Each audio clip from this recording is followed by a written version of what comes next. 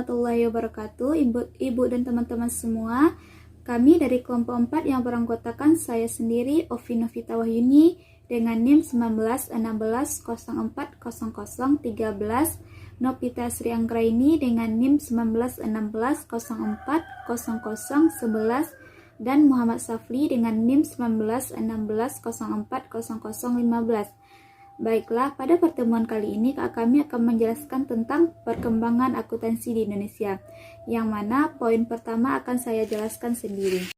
Baiklah, pada poin pertama yaitu perkembangan akuntansi di Indonesia. Praktek akuntansi di Indonesia ini ditelusuri pada era Belanda, yaitu tahun 1642, yang mana berkaitan dengan praktek akuntansi di Indonesia. Dapat ditemui pada tahun 1747, yaitu praktek pembukuan. Pada era ini, Belanda mengenalkan sistem pembukuan, yaitu sistem pembukuan berpasangan. Kesempatan bagi akuntan Indonesia mulai muncul pada tahun 1942 sampai 1945. Dengan munculnya Belanda dari Indonesia, dengan mundurnya Belanda dari Indonesia tahun 1947, hanya ada satu orang akuntan yang berbangsa Indonesia, yaitu Profesor Dr. Abu Tari. Atas dasar nasionalisasi dan kelangkaan akuntan, maka Indonesia akhirnya berpaling ke praktek akuntansi model Amerika. Namun, pada era ini, praktek akuntansi model Amerika telah mampu berbaur dengan akuntansi dari model Belanda, terutama yang terjadi di lembaga pemerintahan. Jadi, badan yang berwenang untuk mengeluarkan kebijakan regulasi yang ketat berkaitan dengan pelaporan keuangan. Jadi, pertama tahun 1994, pemerintahan melalui Ikatan Akuntansi Indonesia mengadopsi seperangkat standar akuntansi keuangan, yaitu PSAK.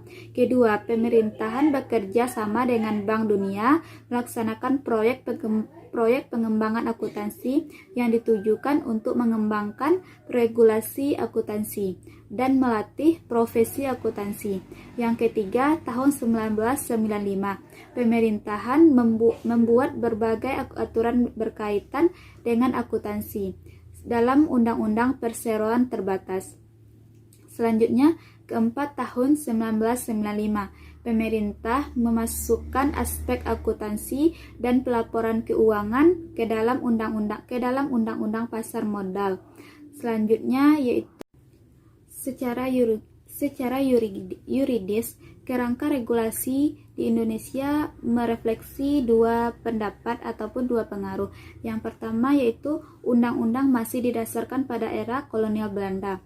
Yang kedua, undang-undang telah dikeluarkan pada era setelah kemerdekaan. Jadi, karena adanya aturan yang mana telah dikeluarkan setelah kemerdekaan, maka dikeluarkanlah oleh lembaga pemerintahan suatu aturan. Yang pertama yaitu Kode Komersial tahun 1847, yang mana aturan ini berkaitan dengan kegiatan bisnis dan aturan untuk catatan akuntansi yang sudah cukup untuk dibuat, kemudian untuk memudahkan membuat laporan keuangan dalam suatu perusahaan. Namun undang-undang ini tidak melaksanakannya secara spesifik, baik itu dalam pembukuan ataupun pencatatannya yang sebagaimana mestinya untuk dibuat maupun untuk disimpan. Selanjutnya itu Undang-Undang Perseroan Terbatas Nomor 1 1995 yang memiliki ketentuan perusahaan yang pendanaannya berasal dari mobilitas dana masyarakat seperti investasi maupun asuransi. Yang kedua, perusahaan yang mengeluarkan instrumen utang. Yang ketiga, perusahaan yang go publik di pasar modal. Selanjutnya yaitu Peraturan Pemerintah Nomor 64 Tahun 1999 tentang laporan keuangan suatu perusahaan, yang mana laporan keuangan ini diaudit di dalam suatu perusahaan. Yang pertama yaitu perusahaan tersebut diatur dalam Undang-Undang Nomor 1 1995. Kemudian perusahaan mengumpulkan dana dari masyarakat, perusahaan mengeluarkan instrumen utang, perusahaan yang memiliki aktiva bersih yaitu lebih dari 25 miliar. Adapun aturannya yaitu laporan keuangan yang diaudit tersebut baik seperti neraca, laporan laba rugi, laporan perubahan ekuitas, laporan perubahan modal, dan lain-lain termasuk daftar hutang. Selanjutnya, informasi ini mudah untuk diperoleh baik itu melalui internet ataupun melalui info kopi laporan yang tersedia di kantor pendaftaran tersebut. Selanjutnya, Undang-Undang Pasar Modal tahun 1995 nomor 8, yang mana undang-undang ini mengatur tentang menyusun penyajian ataupun pengauditan laporan keuangan. Selanjutnya, Undang-Undang Perbankan nomor 7 tahun 1992 yang diubah dengan Undang-Undang nomor 19 tahun 1998 yang mana menyebutkan bahwa Bank Indonesia menunjuk akuntan publik atas nama Bank Indonesia untuk melaksanakan audit pada bank tertentu, baik itu menggunakan periodik ataupun menggunakan yang disesuaikan atau yang dibutuhkan. Selanjutnya yaitu pada poin ketiga tentang pelaporan keuangan, yaitu tentang pelaporan keuangan dan persyaratan pengungkapan. Jadi lembaga yang berhubungan dengan aspek pelaporan keuangan yang pertama yaitu Bank Indonesia, yang mana bank ini memiliki aturan atau mengatur untuk persyaratan pelaporan keuangan baik itu di semua bank maupun lembaga keuangan non-bank yang beroperasi di Indonesia. Selanjutnya yaitu Departemen Keuangan yang mana mengawasi aktivitas dari Ditjen Pajak maupun dari Bapepam. Selanjutnya yaitu Ditjen Pajak. Ditjen Pajak ini dia bertanggung jawab untuk atas administrasi peraturan pajak maupun membuat pedoman atas pembukuan dan pelaporan keuangan. Selanjutnya yaitu Bapepam yang mana bertindak sebagai regulator atas surat berharga semua perusahaan yang terdaftar di pasar modal. Selanjutnya yaitu adanya ketentuan dengan laporan keuangan tersebut yang telah dikeluarkan pemerintah terdiri dari 158 item. Jadi yang berkaitan dengan laporan keuangan tersebut yaitu sebagai berikut. Yang pertama, laporan keuangan tersebut didasarkan pada standar akuntansi yang ditentukan oleh Ikatan Akuntansi Indonesia. Dan Bapepam dan akuntansi juga mengaudit laporan tersebut. Selanjutnya yaitu laporan keuangan ini harus disajikan dalam periode 2 tahun terakhir. Selanjutnya catatan akuntansi laporan keuangan harus menunjukkan secara terpisah jumlah transaksi dan kepemilikan saham oleh direktur, karyawan ataupun pihak lain yang memiliki hubungan istimewa sebagaimana diatur dalam PSAK. Selanjutnya yaitu perusahaan harus mengungkapkan semua transaksi yang mempengaruhi ekuitas dan menandingkan saldo awal dengan saldo akhir pada lingkaran terpisah. Selanjutnya yaitu catatan atas laporan keuangan harus mengungkapkan informasi segmen bisnis sebagaimana yang telah dinyatakan dalam PSAK. Materi yang D yaitu kualitas pelaporan keuangan dan transparansi. Pelaporan keuangan memainkan peranan penting dalam menarik investor asing. Hal ini disebabkan oleh kualitas pelaporan keuangan dapat membantu investor dalam mengurangi risiko yang timbul dari masalah publik dan ekonomi di Indonesia. Ada beberapa penelitian yang dapat digunakan sebagai rujukan untuk menilai kualitas laporan keuangan di Indonesia. Salah satunya adalah penelitian dari Craig dan Diga tahun 1998. Hasil penelitiannya menunjukkan bahwa luas pengungkapan di dalam laporan keuangan tahunan perusahaan Indonesia untuk tahun yang terakhir 1994 hanya sebesar 55% dari total item disclosed yang terdapat dalam standar akuntansi internasional. Hal ini menunjukkan bahwa kualitas pelaporan keuangan di Indonesia tergolong rendah. Yang selanjutnya materi yang E, yaitu perkembangan organisasi profesi akuntansi. Pada tahun 1950 di Indonesia belum ada profesi akuntansi lulusan universitas lokal. hampir semua profesional berasal dari Belanda. Muncullah Undang-Undang Nomor 34 Tahun 1954 tentang pemakaian gelar akuntansi, merupakan pondasi lahirnya akuntan yang berasal dari universitas lokal.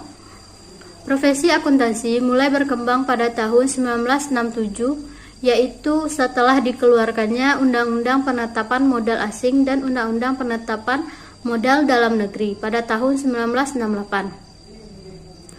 Usaha profesionalisasi AIAI mendapat sambutan ketika melaksanakan konversi akuntansi yang pertama, yaitu pada tahun 1996.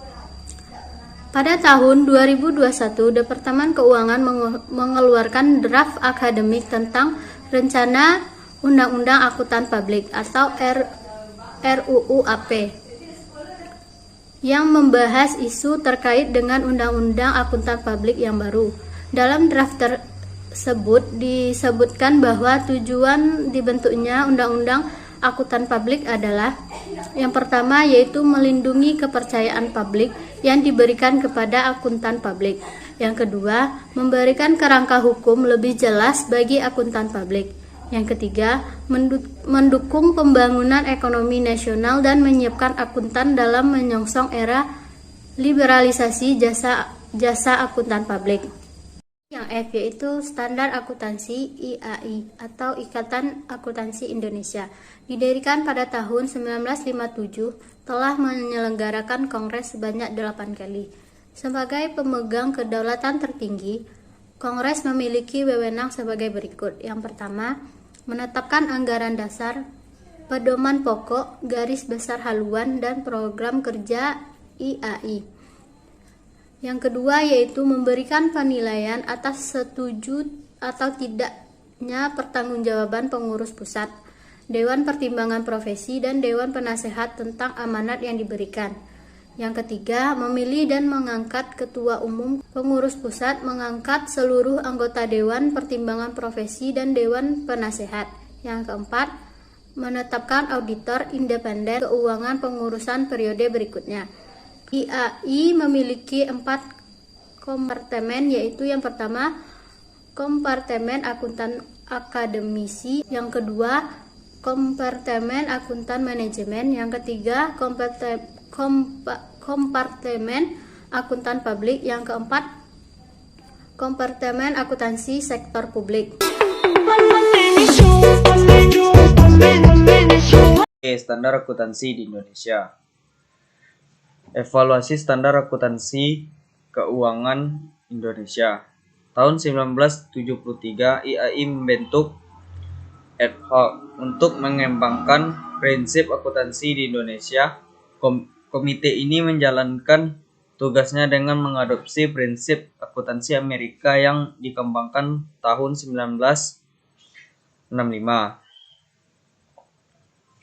Tahun 1984, KPAI mengeluarkan prinsip akuntansi yang telah direvisi yang diberi nama Prinsip Akuntansi Indonesia atau PAI tahun 1984. Meski telah diperbaiki, tetap tidak mampu mengatasi praktik akuntansi untuk industri dan cenderung berorientasi sempit.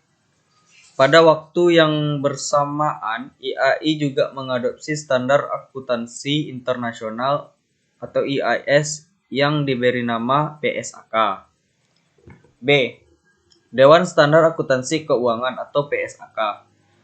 Tahun 1994, KPAI berubah nama menjadi Komite Standar Akuntansi Keuangan atau KSAK. Tahun 1998, IAI membentuk Dewan Konsultatif Standar Akuntansi Keuangan atau disebut DKSAK yang bertugas memberi saran kepada DSAK tentang itu akuntansi yang harus ditangani. Selanjutnya H. Penyusunan Standar Akuntansi Indonesia. Proses penyusunan standar akuntansi yang baik harus memiliki 5 tahapan, yaitu yang pertama desain, yang kedua approval, yang ketiga education, yang keempat implementation, yang kelima enforcement. Menurut aturan yang dibuat Dewan Standar Akuntansi Keuangan, proses penyusunan standar akuntansi keuangan melibatkan 8 tahapan berikut ini. Yang pertama, issue identification. Yang kedua, preliminary consideration. Yang ketiga, preparation of accounting discussion paper. Yang keempat, preparation of exposure. Yang kelima, publication of ad. Yang keenam, public hearing. Yang ketujuh, PSAK preparation. And yang kedelapan, approval and promulgation.